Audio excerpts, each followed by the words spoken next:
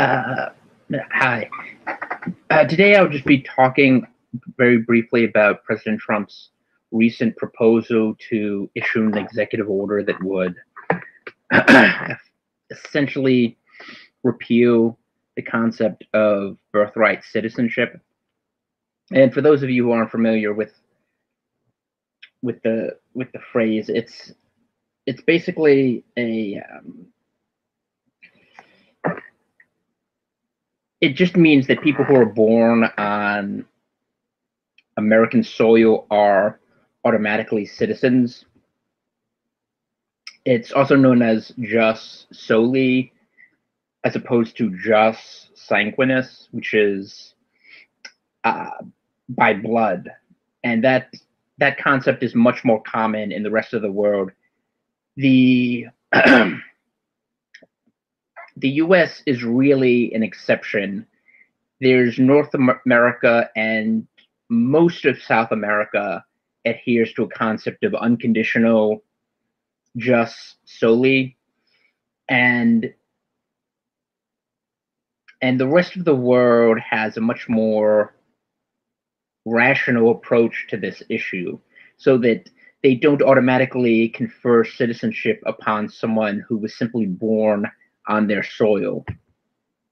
Contrary to uh, the hysterical reaction generated by the media, this is not a radical proposal. That's not to say that he can effectively do away with this concept just by issuing an executive order. That part is very very contentious. But the idea of bringing our bringing the citizenship clause more into the realm of rationality and its intended purpose. Those of you who are familiar with John Eastman's work might already be well aware of the fact that when the citizenship clause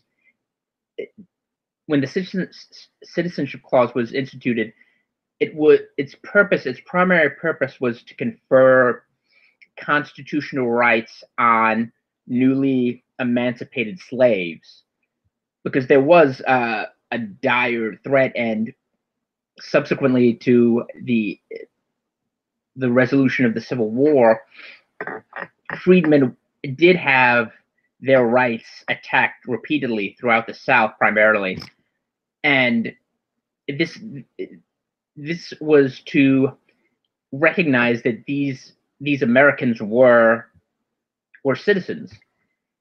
And even if you look at the debates between Senator, I believe his name was Senator Jacob Howard from Michigan, this was it was emphasized, the fact that this was going to be granting rights, constitutional rights, to newly liberated ex-slaves, freedmen. And the idea that birthright citizenship is part of the Constitution, it's simply it's misguided. It actually stems from a Supreme Court decision, Wong Kim Ark, which was a Supreme Court decision in the 1870s. It was a case, petition brought by the son of two Chinese immigrants to the United States who had opened a business. And he was born in this country, and he was challenged when he returned to America after conducting business overseas. And he brought this case all the way up to the Supreme Court, and they decided, with two dissenting justices, that, and essentially they read into the citizenship clause the idea that people born on U.S. soil were automatically citizens. And the reactions you hear from pro-immigration, open borders types, they're trying to convince people that this is a bedrock part of the Constitution, that the framers had this in mind, even though the 14th Amendment didn't exist back then, that they had this concept that everyone who was born on U.S. soil would be an American citizen. Forget the fact that American Indians weren't granted citizenship until the 20th century, which makes you wonder, how could this be true if everyone was automatically citizen? Why did we need to enact a law to grant them citizenship? But putting that aside, it's a historical misconception, and it comes from the same people who think that Emma Lazarus's poem at the foundation of the Statue of Liberty, the pedestal, that's essentially immigration law, that we have to accept mass immigration from third world countries, people who are unskilled, who are uneducated, who depress wages of low-skilled workers, that we have to accept them, no questions asked, that we can't restrict immigration to any extent.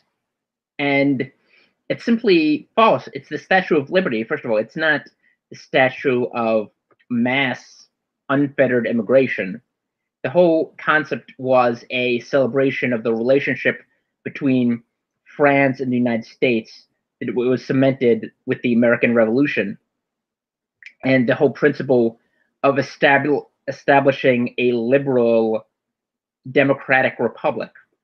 In other words, they were celebrating liberalism. They were not. It had absolutely nothing to do with immigration. The New Colossus was a poem written by kind of a Georgist flake, essentially, a woman who would not be known in the 21st century if she didn't write a poem that was at the pedestal of the Statue of Liberty. But this is what you have to do: constantly correct historical misperceptions and misinterpretations of people who don't know American history and haven't studied the Constitution. And I think that's what we're going to have to continue to do, especially now that there's so much Trump derangement syndrome, that you have people essentially just looking for an excuse to spread malicious lies. So we'll see how this works out. We'll see the effect it has on the midterm elections. I think the left is going to be very disappointed when they realize that the majority of the country does not subscribe to this ahistorical view that the U.S. is a quote-unquote nation of immigrants, in the sense that we need to accept perpetual mass immigration. I think they still haven't assimilated the fact that most people have rational views on the subject.